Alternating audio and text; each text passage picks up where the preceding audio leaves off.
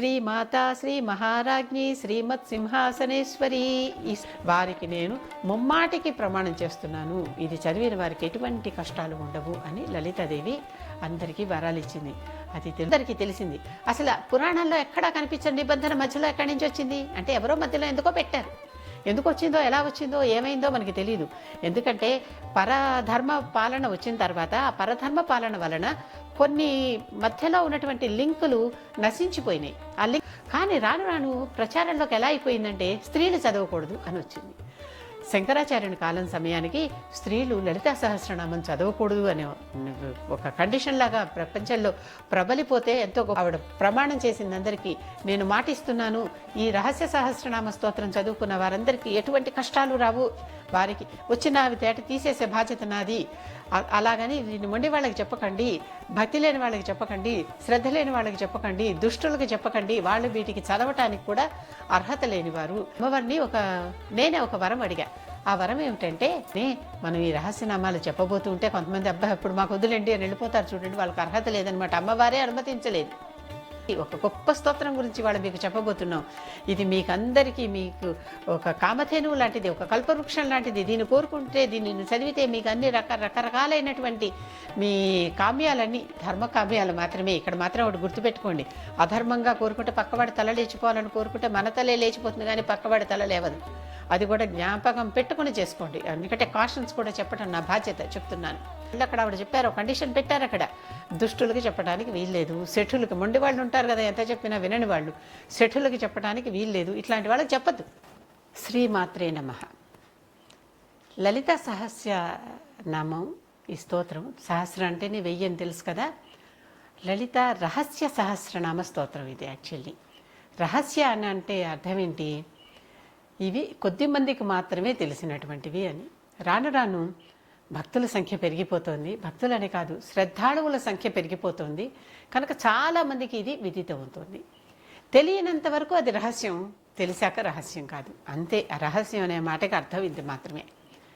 లలితాదేవి సహస్రనామ స్తోత్రాల్లో ఒక విషయం ఏమని చెప్తారంటే, ఎన్ని రహస్య సహస్రనామ స్తోత్రాలున్నా, ఎన్ని రకరకాల సహస్రనామ స్తోత్రాలున్నా, అన్నింటిలోకి లలితాదేవి సహస్రనామ స్తోత్రమే అత్యుత్తమమైనది, చాలా గొప్పది అని చెప్తారు. కారణం ఏంటి, మిగిలిన స్తోత్రాలన్నీ ఏదో ఒక సందర్భంగా ఎవరో ఒక ఋషులో మునులో చేసినవి, చెప్పినవి, జరిగినవి. ఈ లలిత రహస్య సహస్రనామ స్తోత్రం అన్నామే, ఇది లలిత అమ్మవారే స్వయంగా తన ఆవరణ దేవతలను పిలిచి, అందులో వాళ్ళు వాగ్దేవతలు, వసిని మొదలైన వాగ్దేవతలు 8 మంది. ఈ 8 మందిని పిలిచి ఆవిడ తను ప్రత్యేకంగా తన కోసం తను చెప్పించుకున్నటువంటి స్తోత్రం. మరి మనమే పౌడుకోవటం మంచిదా అంటే స్వోత్కర్ష అవుతుంది కదా అనేవాళ్ళు కూడా ఉంటారు. ఇక్కడ అలా కాదు. అమ్మవారు చాలా కృపతో, భక్తుల మీద కృపతో, ఇవి ఎవరైతే వింటారో, ఇవి ఎవరైతే చదువుతారో, ఇవి ఎవరైతే రాసుకుంటారో, వీటిని అంటే ఏ రూపంలో వీటి గురించి మీరు తెలుసుకోవటం మీకు తటస్థించినా మీకు బహుపుణ్యం కలుగుతుంది అనేటటువంటిది ఆవిడిచ్చినటువంటి వరం. అంతేకాదు, దీనివల్ల మీకు సకల భోగాలు, సకల శక్తులు కలుగుతాయి. భోగమోక్షాలని రెండింటినీ ఇవ్వగలిగేటటువంటి ఏకైక దేవత లలితా పరాశక్తి. ఆ లలితా పరాభట్టారిక తన భక్తులందరికీ భోగమోక్షాలు రెండూ కల్పించటానికి సంకల్పించి తన ఆవరణ దేవతలని, మొత్తం తెలుసు కదా, 9 ఆవరణలు అమ్మవారి శ్రీచక్రం, మేరు అంటే భూప్రస్తారంగా చూసినా, మేరు ప్రస్తారంగా చూసినా, మరో రూపంలో చూసినా 9 ఆవరణలు. ఆ 9 ఆవరణలో 7వ ఆవరణలో ఉన్నటువంటి, 7వ ఆవరణలో ఉన్నటువంటి దేవతలను పిలిచి, వసిన్యాది వాగ్దేవతలు వాళ్ళు, అంటే వాక్కుకి వాళ్ళ అధిష్టాన దేవతలు. వాక్కు మనం ఏదైనా చెప్పినా ముందర వాక్కు కదా రావాలి. కనుక ఈ వాక్కుకే వాళ్ళు దేవతలు కనుక ఆ దేవత అనుగ్రహం ఉంటే ఆ వాక్కు మనకి సరిగ్గా స్పష్టంగా చక్కగా వస్తుంది. అంతేకాదు, ఏ పదం ఎప్పుడు పడాలో, ఏ పదం ఎప్పుడు వాడాలో, ఏ ప్రశ్నకి ఏది సమాధానమో అవన్నీ సరిగ్గా కొద్దిగా కూడా తేడా లేకుండా వచ్చేటటువంటివి. మనం చాలా స్తోత్రాలు చూస్తే వాటన్నిటిలో ఒక్కొక్కసారి తూ అని, చా అని ఇలాంటి పదాలు వస్తాయి. అంటే అక్కడున్న ఛందస్సు సరిపోవటం కోసం అదనంగా వేసే అక్షరాలు అన్నమాట ఇవి. అలాంటి అదనపు అక్షరాలు ఏమీ లేనటువంటి స్తోత్రం లలితా రహస్య సహస్రనామ స్తోత్రం. అంతేకాదు కొన్ని స్తోత్రాలలో మనకి కొన్ని నామాలు రిపీట్గా అంటే తిరిగి పునరావృతం అవుతాయి. అదే నామం మళ్ళీ ఇంకో చోట కూడా వస్తుంది. ఇక్కడ ఒక భావం చెప్తాం, అక్కడ ఒక భావం చెప్తాం, వేరే విషయం. అయినప్పటికీ ఆ విధంగా కూడా ఎటువంటి పునరుక్తి దోషం లేకుండా, అంటే మళ్ళీ మళ్ళీ అదే నామం మళ్ళీ రాకుండా ఒకటి రెండు నామాలు వచ్చాయేమో అని అనిపిస్తాయి. ఉదాహరణకి మహేశ్వరి, మాహేశ్వరి రెండు వేరే వేరే. అలాగే ఆ రక్తవర్ణ అలా కొద్దిగా అవేనేమో అనిపించేలాగా ఉంటాయి, కానీ అవి కావు. వాటికి పూర్తిగా అర్థాలు వేరే. అటువంటి ఏ పదం కానీ ఏ అక్షరం కానీ వ్యర్థం కాకుండా, అనవసరంగా లేకుండా, ఏ పదం తిరిగి పునరావృతం కాకుండా చెప్పబడినటువంటి ఏకైక స్తోత్రం లలిత రహస్య సహస్రనామ స్తోత్రం. ఇది మనకి బ్రహ్మాండ పురాణంలో ఉన్నదని కనిపిస్తుంది. బ్రహ్మాండ పురాణంలో ఉత్తరాఖండంలో హయగ్రీవుడు అగస్త్యుడు మాట్లాడుకుంటూ ఉంటే, హయగ్రీవుడు అంటే సాక్షాత్తు విష్ణుమూర్తి. ఆయన తను అంటే విద్యాధి దేవత, ఆయన జ్ఞాన స్వరూపం హయగ్రీవుడు అంటే. ఆ జ్ఞాన స్వరూపం వచ్చి అగస్త్యుడికి వాళ్ళిద్దరూ మాట్లాడుకుంటున్నట్లుగా, అగస్త్యుడు లోపాముద్ర ఈ ఋషి దంపతులు ఉన్నారు కదా, వీరు అమ్మవారి ఉపాసకులు. అమ్మవారి ఉపాసకులైన మొట్టమొదటి వారిలో వీరు ఉన్నారన్నమాట. అటువంటి వారు వీరు. అటువంటి ఈ దంపతులకి హయగ్రీవుడు అగస్త్యుడికి చెప్పినట్లుగా ఉన్నటువంటి సంభాషణలో మనకి స్తోత్రం కనిపిస్తుంది. అక్కడ ఆయన చెప్తున్నాడు, ఒకసారి అమ్మవారు ఈ వాగ్దేవతలని 8 మందిని పిలిచి, నా పేరు మీద మీరు స్తోత్రం రాయండి, ఇలా 1000 నామాలు ఉండాలి దాంట్లో, అది చదువుకున్న వారందరికీ సమస్త కార్యాలు దిగ్విజయంగా పూర్తి కావాలి. వారికి అంటే శ్రద్ధాభక్తి, అది ఎప్పుడు అది కూడా అది ముఖ్యం. ఏది చేసినా కూడా శ్రద్ధాభక్తి లేకుండా ఏది చేసినా కూడా అది పని కాదు. కనుక అటువంటి శ్రద్ధాభక్తులతో ఈ విధంగా చేసిన వారందరికీ సమస్త సంపదలు సమకూరేలాగా, సమస్త కళ్యాణాలు జరిగేలాగా, సమస్త కామ్యాలు తీరేలాగా ఒక స్తోత్రం రాసి పట్టుకురండి. మిమ్మల్నే ఎందుకు అడుగుతున్నానంటే, మీరు వాక్కుకి అధిదేవతలు కనుక వాక్కు మీరు చెప్పినటువంటి మాట పొల్లుపోదు. ఎందుకంటే ఆ అక్షరాలకి మీరే కదా దేవతలు, ఆ అక్షరం మీద ఉన్న పదాలన్నీ మీ నుంచే కదా రావాలి అని చెప్పి ఆ 8 మందిని ఆవిడ ఆదేశించింది.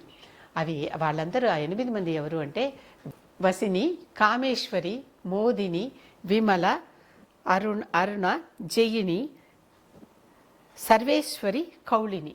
ఈ 8 మంది దేవతలని పిలిచింది ఆవిడ. ఈ 8 మంది ఉన్నారే, మొట్టమొదట ఉన్నటువంటి వసిని అచ్చులన్నిటికీ అధిదేవత. అచ్చుతో ఏ పదం పడాలన్నా ఆవిడ అధికారం ఉండాలి, అక్కడ ఆవిడ పర్మిషన్, అనుమతి ఉండాలి. అచ్చులన్నిటికీ ఆవిడ అధిదేవత. రెండో దేవత కా వర్గానికి అధిదేవత. కా వర్గం అచ్చులంటే ఏంటి, ఆ నుంచి అహా వరకు. అహల్లుల్లోకి వచ్చేసరికి కవర్గము, మొదట వచ్చే కా కింద వచ్చే 5 అక్షరాలకి ఆవిడ అధిదేవత. చా వర్గానికి అధిదేవత 3వ దేవత. మళ్ళీ టా వర్గానికి అధిదేవత 4వ దేవత. క చ ట త ప వచ్చాక ఈ తర్వాత యారా లవ శేష సహాను వచ్చేస్తాయి కదా, వాటికి మాత్రము మళ్ళీ ఇతర ఈ వేళ్లలోనే చివరిలో ఉన్నటువంటి కౌళిని, సర్వేశ్వరి, కౌళిని వారు అధిదేవతలు. శేష సహా ఎంత ప్రత్యేకమైన అక్షరాలంటే, చాలామందికి ఈ రోజుకి కూడా ఎంతోమంది స స ష ఈ మూడింటిని విడివిడిగా పలకలేరు. శివుడు అంటారు, శివుడు కాదు శివుడు. శనివారము అలా, శనివారము అంటలేదు కదా, శనివారము అంటున్నాం. కనుక ఆ శబ్దాన్ని పలికితేనే ఆ ఫలితం వస్తుంది, లేకపోతే రాదు. అందుకోసమని అంత ప్రత్యేకంగా చెప్పాల్సి వస్తుంది. సా అంటే ఏంటి, సోమవారము, సోముడు అంటున్నామే, సరి అంటున్నామే, అక్కడ సరి అంటలేదు కదా. కనుక ఆ శబ్దానికి ఉన్నటువంటి ఒక నాదం ఉంటుంది. ప్రతి శబ్దానికి ఒక నాదం ఉంటుంది. ఆ నాదానికి ఒక రేంజ్ ఉంటుంది. ఆ రేంజ్ వరకు ఆ వైబ్రేషన్స్ వెళ్తాయి, ఆ శక్తి వెళ్తుంది. ఆ శక్తిని మనం కావాలని కోరుకుంటే మాత్రము ఆ శబ్దాన్ని ఆ శబ్దంలాగానే పలికి తీరాలి. ఆ శబ్దాన్ని దాటి వేరే పలికితే ఆ ఫలితం రాదు. చాలామంది చదివేసి మాకు ఫలితాలు ఎందుకు రావట్లేదంటే, శివ శివ అంటే రాదు. అక్కడ శివ కాదు, శివ, షడ్రుచులు, షట్గ్రహాలు, సోముడు, సాంబశివుడు, ఈ శబ్దాలు ఆ శబ్దాలలాగానే పలకాలి. పలికితేనే వాటికి తగినటువంటి ఫలితం మనకు వస్తుంది. ఫలితాన్ని ఆశించి చేసేటటువంటి వారు తప్పనిసరిగా ఈ దేవతలను పూజించండి. సప్తమావరణలో ఉన్నటువంటి ఈ 8 మంది దేవతలని పూజిస్తే ఆ 8 మంది దేవతల కృప వలన ఆ శబ్దాలను మనం స్పష్టంగా పలకగలుగుతాం. ఆ శబ్దాలు స్పష్టంగా మనం పలకలేనప్పుడు, ఇప్పుడు చూడండి, శబ్దాలు స్పష్టం అని 2 మాటలు అన్నా. శబ్దాలులో శా ఒక రకంగా పలుకుతున్నాం, స్పష్టంగాలో సా ఒక రకంగా పలుకుతున్నాం, షా ఒక రకంగా పలుకుతున్నాం. కనుక ఈ భేదాలు తెలియాలంటే తప్పనిసరిగా ఈ వాగ్దేవతల పూజ చేయండి. వాగ్దేవతలని మనసులో స్మరించుకోండి, వారి పేరుతో స్తోత్రం చేసుకోండి. ఇవన్నీ మనకి ఖడ్గమాలలో కనిపిస్తాయి. అటువంటప్పుడు సరిగ్గా ఆ శబ్దాలు దొరుకుతాయి. ఇప్పుడు ఇంత స్పష్టంగా ఇది ఎందుకు చెప్పాల్సి వస్తుందంటే, వీరు రాశారు, అమ్మవారు ఆదేశించారు, ఈ 8 మంది వాగ్దేవతలు కలిపి దీనిని రచించారు. లలిత రహస్య సహస్రనామ స్తోత్రం రచన చేయబడింది. రచన చేశాక అమ్మవారు ఒక మహాసభని పిలిచారు. అన్ని లోకాల నుంచి అందరూ వచ్చారు. త్రిమూర్తులు వచ్చారు వారి భార్యలతో సహా, అష్టదిక్పాలకులు వచ్చారు వారి భార్యలతో సహా, దేవతా గణాలన్నీ వచ్చాయి, దేవ ఋషులందరూ వచ్చారు, మహర్షులందరూ వచ్చారు, భూలోక ఋషులందరూ వచ్చారు, సిద్ధ ఋషులందరూ కూడా వచ్చారు. అందరూ చేరినటువంటి ఒక గొప్ప మహాసభని నిర్వహించారు అమ్మవారు మణిద్వీపంలో. వీరందరినీ పిలిచి, మీరు రండి, ఒక గొప్ప స్తోత్రం గురించి వాళ్ళు మీకు చెప్పబోతున్నాం. ఇది మీకందరికీ, మీకు ఒక కామధేనువు లాంటిది, ఒక కల్పవృక్షం లాంటిది. దీన్ని కోరుకుంటే, దీనిని చదివితే మీకు అన్ని రకరకాలైనటువంటి మీ కామ్యాలన్నీ ధర్మ కామ్యాలు మాత్రమే. ఇక్కడ మాత్రం ఒకటి గుర్తుపెట్టుకోండి, అధర్మంగా కోరుకుంటే పక్కవాడి తల లేచిపోవాలని కోరుకుంటే మన తలే లేచిపోతుంది, కానీ పక్కవాడి తల లేవదు. అది కూడా జ్ఞాపకం పెట్టుకుని చేసుకోండి. ఎందుకంటే కాషన్స్ కూడా చెప్పడం నా బాధ్యత, చెప్తున్నాను. కనుక ధర్మబద్ధమైన ఏ కోరికైనా సరే తీరుతుంది, ఇవి రండి వినండి అని పిలిచింది ఆవిడ. అందరూ వచ్చారు. ఈ వసిన్యాది వాగ్దేవతలు మొట్టమొదటిసారి వారు రచించినటువంటి లలిత రహస్య సహస్రనామ స్తోత్రాన్ని వారు చదివారు. చదివేసరికి అందరూ ఆశ్చర్యపోయారు. అసలు ఇలాంటి రహస్య సహస్రనామ స్తోత్రాన్ని మేము ఇంతవరకు ఎక్కడా వినలేదు. ఒక్క అక్షరం అదనంగా లేదు, ఒక్క శబ్దం అపశబ్దం లేదు, ఒక్క నామం పునరుక్తి కాలేదు. ఇంత గొప్ప సహస్రనామ స్తోత్రం అసలు ఎంత బాగుంది. అందరూ ఒక్కసారి ఒక రకమైనటువంటి తన్మయత్వంలో, పరవశంలో, ఏమీ మాట్లాడలేకుండా మంత్రముగ్ధులై నిశ్చేష్టులై అలా ఉండిపోయారు అందరూ. అప్పుడు ఆ అమ్మవారు అందరినీ పిలిచి, అందరూ ఇది వినండి, ఇది మీరు మీ పరంపరగా, మీ శిష్య పరంపరగా వెళ్ళి అందరికీ చెప్పండి. అందరికీ చెప్తే అందరూ నేర్చుకోవాలి. అందరూ అంటే ఎవరంటే వారు కాదు. మళ్ళీ అక్కడ ఆవిడ చెప్పారు, కండిషన్ పెట్టారు అక్కడ, దుష్టులకి చెప్పడానికి వీల్లేదు, శఠులకి, మొండి వాళ్ళు ఉంటారు కదా, ఎంత చెప్పినా వినని వాళ్ళు, శఠులకి చెప్పడానికి వీల్లేదు, ఇట్లాంటి వాళ్ళకి చెప్పద్దు, వాళ్ళ జోలికి మీరు వెళ్ళొద్దు, అసలు వాళ్ళకి ఇలాంటివి తెలుసుకునేటటువంటి అర్హతే లేదు, అటువంటి వాళ్ళకి చెప్పకండి. అందుకని రహస్యం అనే మాట ఇక్కడ అందుకని వాడారు. ఎందుకని, అర్హత ఉన్న వాళ్ళకి చెప్పచ్చు, తప్పలేదు, అర్హత లేని వాళ్ళకి చెప్పకూడదు. అంతేకాదు, అందుకని మనం ఈ రహస్యనామాలు చెప్పబోతూ ఉంటే కొంతమంది అబ్బాయి అప్పుడు మాకు వద్దులేండి అని వెళ్ళిపోతారు. చూడండి, వాళ్ళకి అర్హత లేదనమాట, అమ్మవారే అనుమతించలేదు. నేను నా పుస్తకం రాసినప్పుడు ఒక ఒక మాట అనుకున్న, అమ్మవారిని నేనే ఒక వరం అడిగా. ఆ వరం ఏమిటంటే, ఈ పుస్తకం రాశాను కదమ్మా, ఇది ఎవరికంటే వారికి మార్కెటింగ్ బిజినెస్ లాగా చేయడం నాకు ఇష్టం లేదు, అలాగని అన్ని లక్షలు పోసి ప్రింట్ చేసే ఇది శక్తి నాకు తక్కువే, కనుక ఎవరికి కావాలంటే వారే వచ్చి నీ అంటే ఆవిడ ఆదేశం కొద్దీ వారు వచ్చి తీసుకెళ్తారని. ఇప్పటిదాకా దాదాపు 1200 కాపీలు అమ్మాము అంటే కొంతమందికి ఫ్రీగా ఇచ్చాము, కొంతమందికి అమ్మాము, వేరే విషయం అదంతా. దీని మీద ఒక పైసా ఆశించి కాదు, మళ్ళీ వచ్చిన అమ్మిన డబ్బులు కూడా మొదట పెట్టుబడి మాదే, అది మళ్ళీ తర్వాత వాటికి వేయటానికి అనమాట.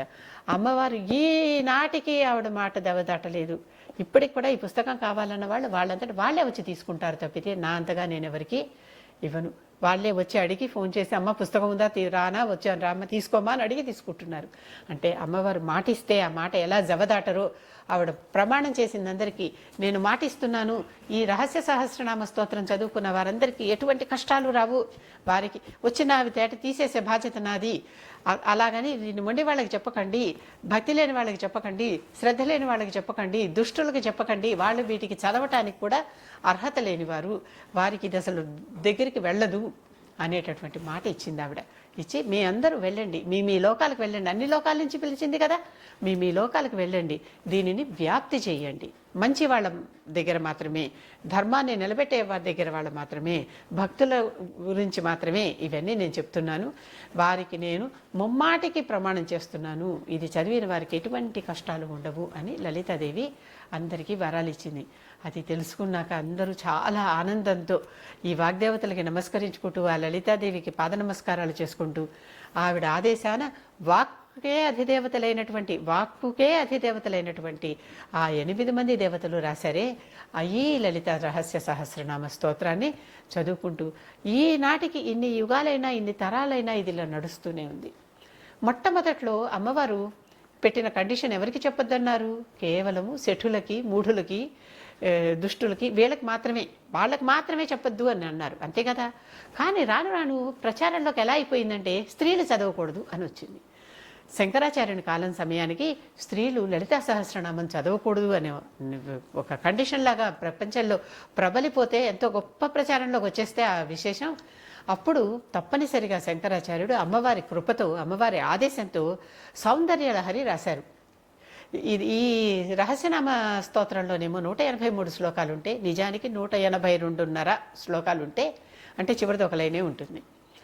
సౌందర్యలహరిలో 100 శ్లోకాలు ఉంటాయి. ఆ 100 శ్లోకాలు ఆయన రాశారు. దీనికి ప్రత్యామ్నాయంగా భావించి ఇది స్త్రీలు కూడా చదువుకోవచ్చు అని చెప్పి రాశారు. అప్పటి నుంచి స్త్రీలు ఎక్కువగా సౌందర్యలహరి చదవటం, పురుషులు లలితా రహస్య సహస్రనామ స్తోత్రం చదువుకోవటం ఒక అలవాటుగా మారింది.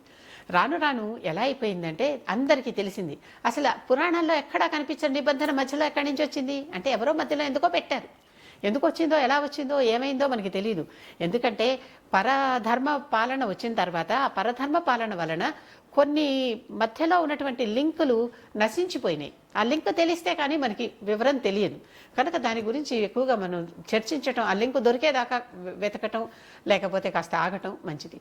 కనుక ఎప్పుడొచ్చిందో స్త్రీలు చదవకూడదు అనేది నాకు తెలియదు. కానీ ఆ సమయానికి, శంకరాచార్య సమయానికి ఇది ఉన్నది, అది తీసేశారు. ఆ తర్వాత మళ్ళీ ఇప్పుడు స్త్రీలు చదువుకోవచ్చు, స్త్రీలు రాయొచ్చు, స్త్రీలు అసలు అక్కడ చెప్పిందే స్త్రీలు కదా, ఆ రచన చేసిందే వాగ్దేవతలు.